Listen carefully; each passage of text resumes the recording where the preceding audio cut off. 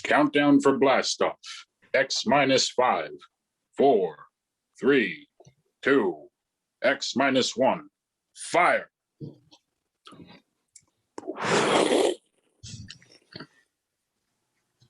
From the far horizons of the unknown come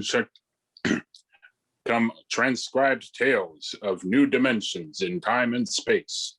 These are the stories of the future, adventures in which you'll live in 1,000,000 could-be years, or 1,000 maybe worlds. The National Broadcasting Company, in cooperation with the Street and Smith publishers of astounding science fiction, presents X minus 1. Tonight's story, First Contact, by Murray Leinster. They had been in space 6 months now, moving with the... I'm so sorry.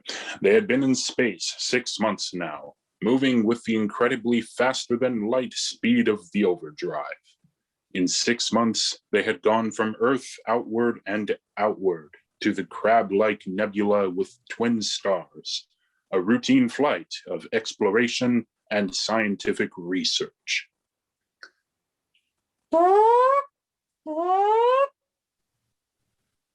Solid object, about 90,000 miles away, sir.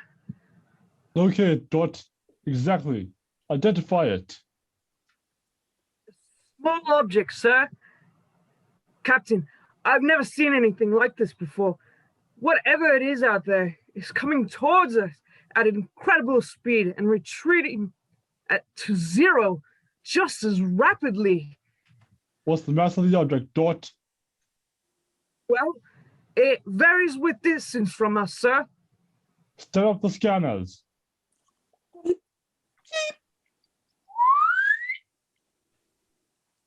Nothing, sir. Absolutely nothing shows out there. And yet, there must be something. Those alarms are foolproof.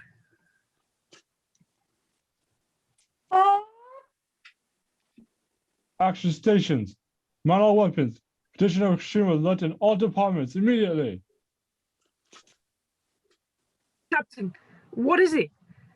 Dot. I ran into the same thing once before on the Earth-Mars run.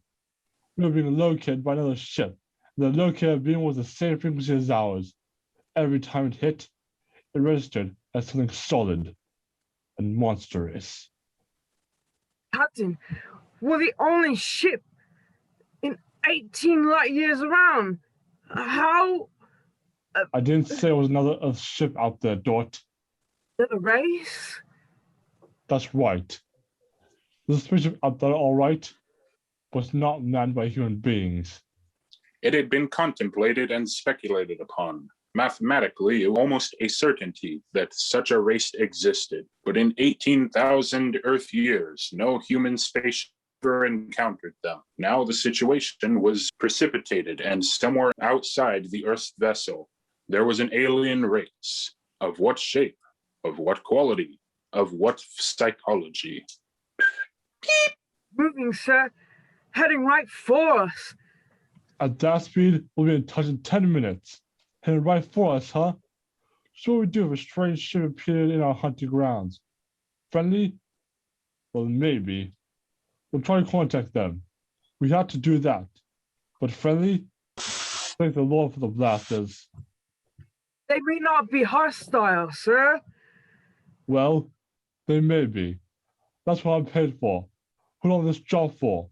To worry about the troubles that may never happen. To all hands, now hear this. A ship is approaching, manned by an alien race. I'll give the signal for attack or defense, if it be necessary. There will be no movement unless I give the order. I do not wish to provoke trouble. Stand by. The ship is slowing down, sir. It's stopped. Rose Department, report. Rose Department, report. Alien ship remarked. Target fixed. Weapons alert. Communications Department, report. Communications Department, report. We are receiving a modulation wave, sir. Frequency modulated. Apparently a signal. Not enough power to do us any harm. Well, try to make some sense out of it. Report any progress to me immediately. One thing in their favor, sir. They didn't attack immediately without question. They're trying to establish contact. That seems to indicate they're reasonable. We'll see. We'll see. What are they doing now? Can you make us a locator screen? Bring that power up. They're doing something now, sir. There's a section of the hull opening. Probably an airlock, sir. If they breathe air, They're letting something out. It's round. A bomb, sir? Unknown object released from alien ship. Observed by weapons department and targeted. stand by. See what they're doing, sir? They've left the object out there, right where they were. And now they're withdrawing the ship. There's no reason that object couldn't be a bomb, Mr. Dot, intended to let us think precisely as you're thinking right now. Just have a hunch, sir.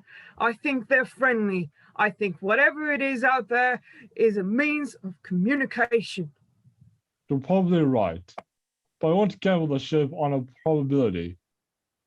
Sir, I'd like to volunteer to go out there and look that thing over. You understand whoever does examine it is expendable. Yes, sir. Requisition of a lifeboat. If it's all right with you, sir, I'd prefer just a suit with a drive in it. It's smaller, and the arms and legs won't make me look like a bomb. And I'll carry a scanner, sir. You may leave when you're ready. Thank you, sir. I'm all ready. Clear the lock and let me out. Weapons department. Reporting to the captain. Mr. Dort located. Mr. Dort is targeted. Stand by. The object out there is a device to capture one of our people for observation and questioning. It will be blown out of existence, including Mr. Dort. Stand by. Mr. Dort? Mr. Dort? Report!